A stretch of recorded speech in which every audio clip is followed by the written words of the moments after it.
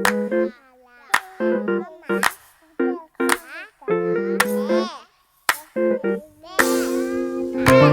we're going to be talking all about the intersection of exploration and mental health. We're going to be talking about this through the lens of the OceanGate missing submersible that's near the Titanic that everybody's talking about right now. It's all over the news, understandably so. This submersible that went down to Titanic to see the wreckage, and we just lost contact with them. So we're going to be talking about how this situation has actually been affecting the mental health of all of us in this world. We're going to be talking about that and more on today's episode of the Vibe with Kai podcast. Okay, so what happened? Let's talk about that first, but because before we can get into anything, we need to understand exactly what happened. So, um, the wreckage, Titanic, it's sitting currently 2.5 miles below the surface of the Atlantic Ocean. It's really really far down there. Like it's ridiculously far. Like I don't think that our brains are capable of understanding just how deep this is right now, like how deep this wreckage is. It's so deep that I was reading about this earlier, that even like the Navy, the United States Navy, they don't even have the technology to go down that far. Most of their submarines, they say, will go between, I think they said like 1,000 to 3,000 feet deep, right? The Titanic wreck is like 12,000 feet deep. It's really really deep, and they can't get to them because there's legit maybe only I think maybe 3 or 4 submersibles that are able to actually go down that far safely. It's really scary. It's been like, a lot of people have been obviously obsessed with the site of Titanic. The first person that comes to mind to me is James Cameron, when it comes to the movie Titanic. In fact, if I'm not mistaken, that's how the movie opens up. It opens up with them exploring the wreckage of the Titanic, and it's it kind of piqued our curiosity level, especially when the movie came out. I think in 1997, I think it was. So this company called OceanGate, they have a mission. It's a private company that specializes in subsea research and exploration. And they had a bunch of really rich people get in this submersible. It's not a submarine, it's a submersible. There is a difference, I learned. They got into the submersible that's the size of a minivan, they said, and they went down, and things took a dramatic turn when their submersible, which is titled Titan, went missing near the depths of the Titanic site. So, how did all of this unfold? Well, OceanGate's mission began as an ambitious endeavor to document the Titanic wreck and further our understanding of this really historical site, right? But the mission was abruptly disrupted when communications with the Titan submersible exploring the deep ocean near the Titanic was lost. And when that happened, an international search and rescue operation was immediately launched. And that, I think, adds a sobering layer to this mission of discovery. And I've seen a lot of people say, "Oh, why don't they just use GPS to track them?" I don't think people fully understand how difficult it is to spot something at the bottom of the ocean, let alone 12,000 feet down at the bottom of the ocean. The GPS doesn't work like that. I saw one video online. I was like, "So you're telling me we can track, things in space, but we can't track things in the ocean?" Yeah, that's exactly what we're saying. That's just how it works. Like I saw a stat, there have been more people in space than there have been people at this depth in the ocean. That's how unexplored this area is, right? It is nothing that we fully understand. And it's really, really scary.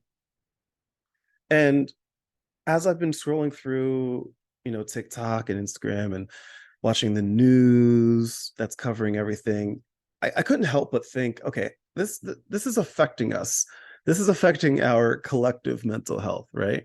Because we're sitting here as a collective waiting for these updates, right? The OceanGate situation, it acts as like a trigger for anxiety and stress for a lot of us because at the time that I'm recording this right now, they said that maybe they have, I mean, maybe 30 hours left of air. If this crew of 5 people are still alive at the point that I'm recording this, they probably only have about 30 hours left of air before it's just done. And it's really, really scary. I was reading, they said that there's a couple different possibilities of what might have happened. They said that perhaps it might have gotten caught in the wreckage itself, like they were exploring it, got caught in the wreckage, or it got caught in like a fishing net, because apparently I guess they have fishing nets like that are down there that fishermen kind of like let loose when they're finished using it, and it just floats towards the bottom of the ocean, and it's just kind of floating there, and it can get caught in that. I've heard a theory about an underwater current, which is a real thing, an underwater current that took them way off course potentially. And the probably this one of the scariest ones is they said that if there was a breach in the hull, right? Like that hole would depressurize so fast that the people in that submersible would die instantly. Like I'm talking within the second. Like that's how much pressure is down there at that depth in the ocean. That like it's bad. It's scary. But I'll tell you what's even more scary is what they're saying is that let's just say they did get caught in something, right? And they're just down there. They're sitting in pitch black. There's probably no power, right? There's no light. There's no food. There's no drink. You're sitting with this crew inside of a thing that's the size of a minivan, and you just have to sit there and wait and hope that they find you. Because even if they could somehow open it. Obviously don't want to do that because that's going to depressurize, but they can't open it because it's literally locked from the outside. It's locked from the outside. So like they have literally no way of getting out. And as I'm reading all of these stories, I'm thinking, oh my God, this is affecting my mental health, let alone the mental health of everybody as a collective. This is a trigger for anxiety and stress. It's a stark reminder to the inherent risks that come with exploration, particularly in environments as extreme and as unpredictable as the deep sea. The event, it really taps into like these deep-seated fears, stirring feelings of worry and anxiety on a global scale. And I can't even imagine what it's like for those on board. And for those crew members on board that missing submersible, the psychological impact cannot be overstated. While information about their current state is still we're still getting information as I record this right now. But like thinking about everything that I just described about what they're going through right now and potential of what's happening, I can't even begin to fathom what's happening inside of their brains right now. They are quite possibly still alive, looking death right in the eyes right now, and there is nothing they can do about it. That is one of the scariest things that you can think of. But let's just say, God willing, by some miracle, they are rescued. It's worth noting that the prolonged exposure to such extreme stress, both physically and mentally, that's going to have such a profound impact on your mental health, potentially leading to, I mean, major PTSD, post traumatic stress disorder, like at minimum. But I'm sure they would take that over death, I guess. I don't know. So what can we do? How can we cope with the stress of waiting for updates? Now, listen, it's crucial to remember that we can control our reactions, even when the situation itself is beyond our control, right? It may be helpful, maybe if you feel like it's too much, it might be helpful to limit exposure to the news, right? Limit your exposure to TikTok and Instagram as we go through the stress of waiting for updates, right? You might want to limit exposure to that if you find it overwhelming. Possibly you might want to focus on activities that promote relaxation, calmness, right? Maintain your routines, practice mindfulness, focus on self-care. Those are key strategies when it comes to stressful times like this. Man, it's stressful.